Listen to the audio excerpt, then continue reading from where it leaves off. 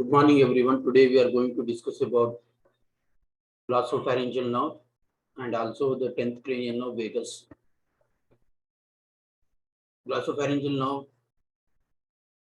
is the 9th cranial nerve and it is the nerve of third branchial arch. So it supplies the structures derived from the third branchial arch.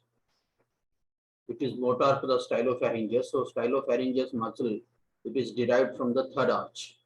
It is important, you have to remember in practical and viva examination, they will ask you what is the nerve of third arch and what is the muscle from the third arch.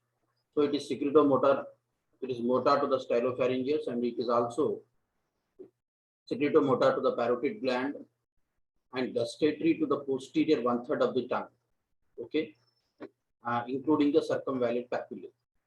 So these are the areas supplied by the glossopharyngeal nerve. What are the functional components of the glossopharyngeal nerve? We have the following functional components of the 9th cranial nerve. The special visceral efferent. Efferent is motor. So fibers arise in nucleus ambiguous and supply the stylopharyngeus muscle. So we can see here, this is nucleus ambiguous.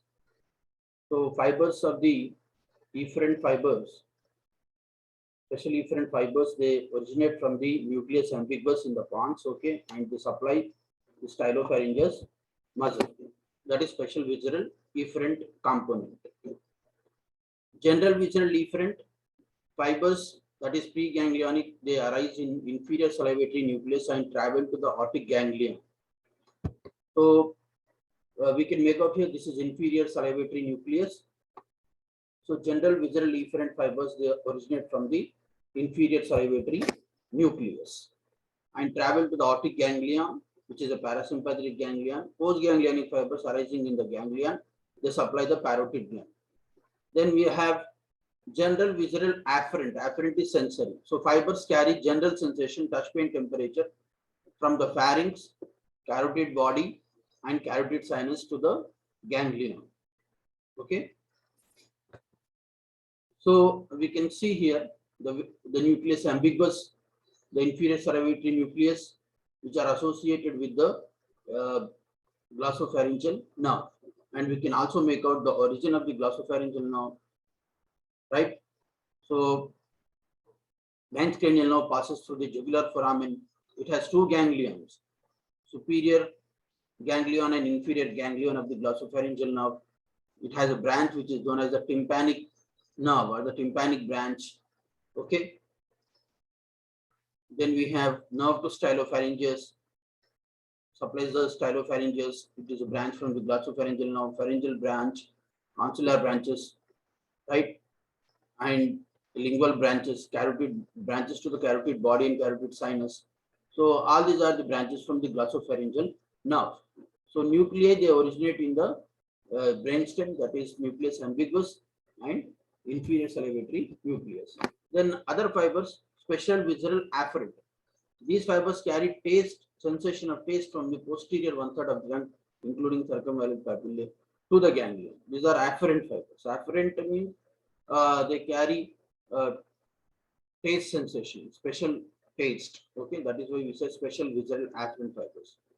Then general somatic afferent fibers. General soma means body.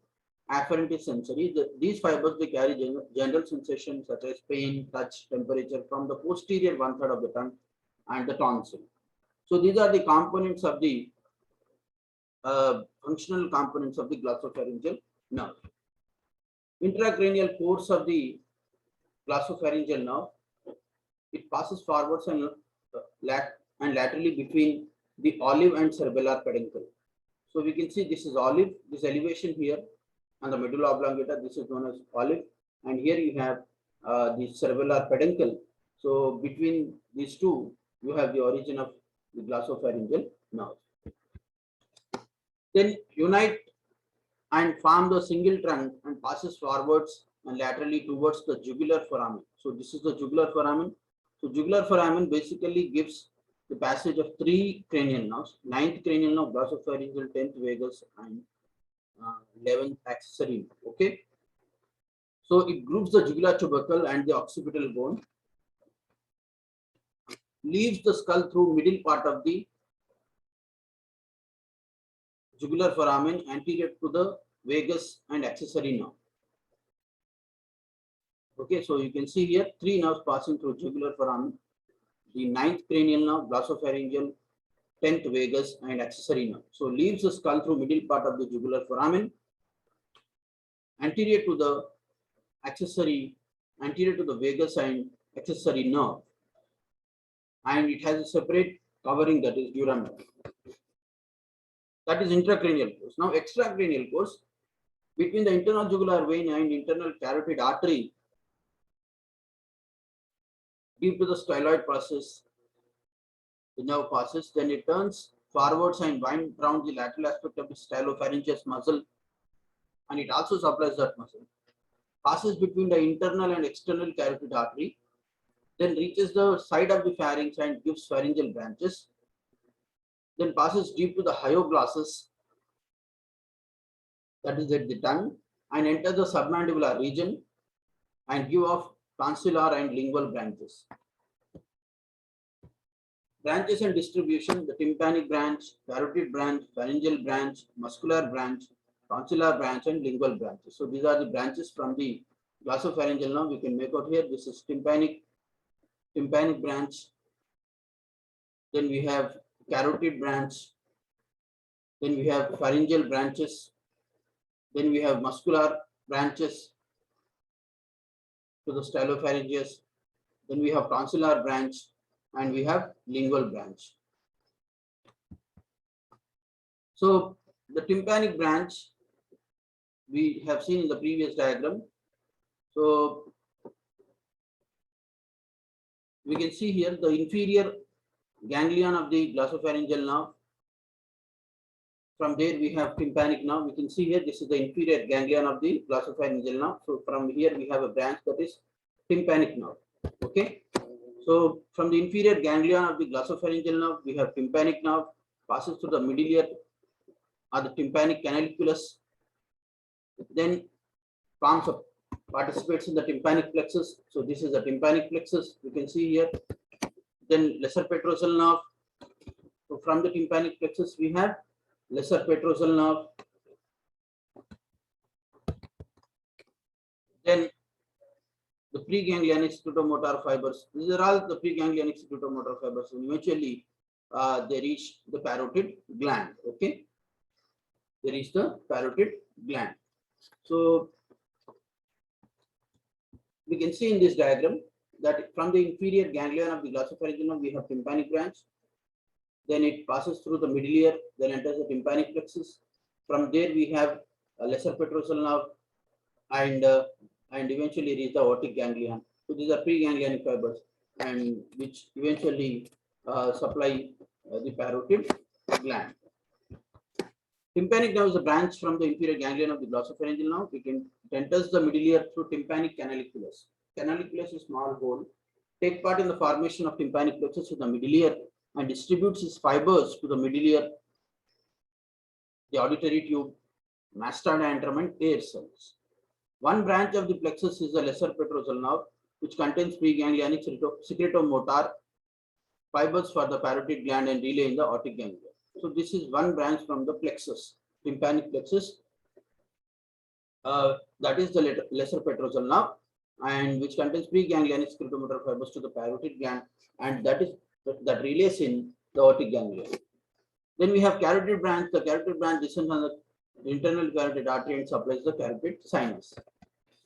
Pharyngeal branch takes part in the formation of pharyngeal plexus.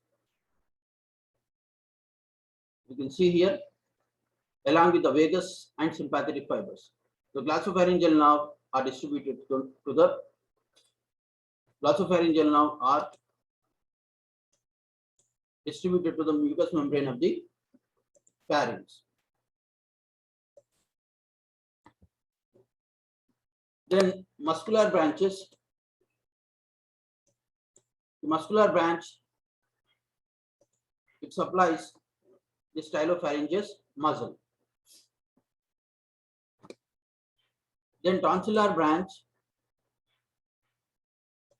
The name itself, it tells you the tonsillar branch supply the tonsil and join the lesser petrosal nerve to form plexus, from which fibers are distributed to the soft palate and palatoglossal arches in the oral cavity. The lingual branches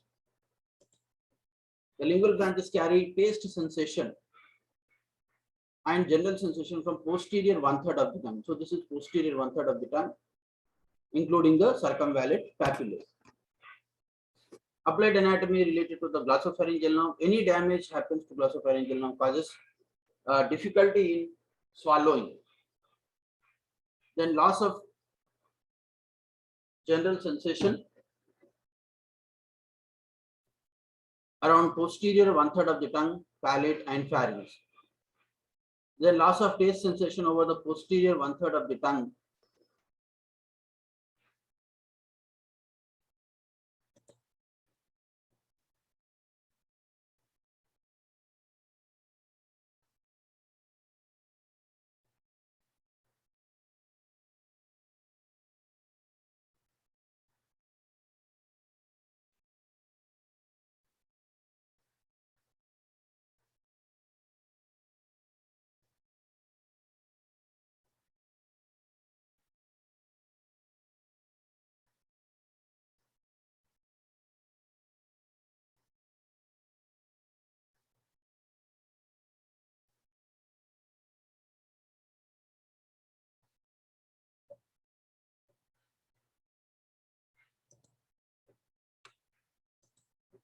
So loss of taste sensation over the posterior 1/3 of the tongue and palate.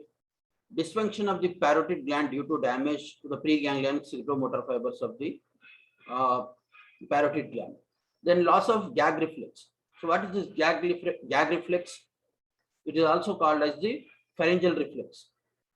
So actually it is a contraction of the throat. So which happens if something touches the roof of the mouth. If something touches the roof of your mouth and back of your tongue or throat or the area around the tonsil.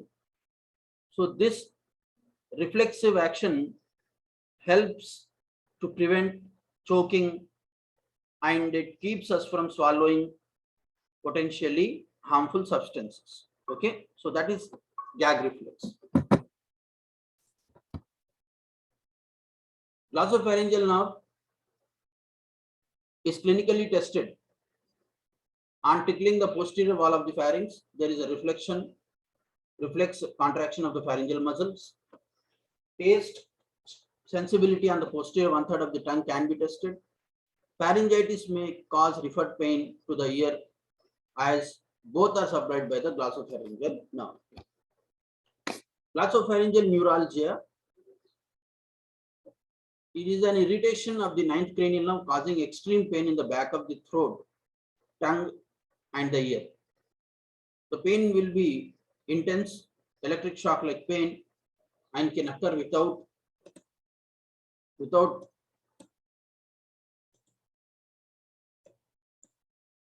warning or can be triggered by the swallowing. So this is glossopharyngeal neuralgia.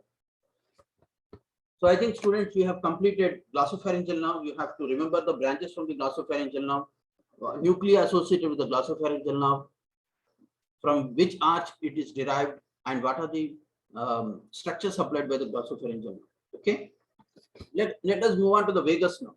So vagus is a 10th cranial nerve, right? So what are the functional components, functional modalities, nucleus, position and distribution? Special visceral efferent, general visceral efferent, general visceral afferent, special visceral afferent and general somatic afferent. So these are the functional modalities of the vagus nerve. So special visceral efferent is related to nucleus ambiguous in the medulla oblongata, then general visceral efferent, dorsal vagus nuclei, general visceral afferent and special visceral afferent. Both the afferent are related to the solitary nucleus and general somatic afferent related to the nucleus of trigeminal nerve. So position medulla oblongata. This nucleus also located in medulla oblongata, solitary nucleus in the lower medulla oblongata, and the spinal nucleus of trigeminal nerve from pons up to the C2 segment of the spinal cord. So distribution of the special visual efferent. Efferent is motor to the constrictor muscles of the pharynx, intrinsic muscles of the larynx, muscles of the palate, except the tensor veli palatine, and striated muscles in superior two-thirds of the esophagus. So all these are supplied by the special visual efferent fibers of the vagus nerve. Then general visual efferent dorsal vagus of nuclear medulla located in the medulla oblongata. They supply smooth muscles of the trachea, bronchi, and digestive tract and cardiac muscle. Those are general visual efferent fibers. Then solitary nucleus, it carries afferent sensory visual sensations from base of the tongue, pharynx, larynx, trachea, bronchi, heart, esophagus, stomach, and intestine. So almost all the digestive tract. Okay. And special visceral afferent, special from the taste from the epiglottis and palate. Okay. Then general somatic afferent sensation from auricle, external acoustic meatus, and dura mater of the posterior cranial fossa. So they carry general sensation from the ear, external acoustic meatus, dura mater of the posterior cranial fossa. So the vagus nerve leaves the medulla between the olive and inferior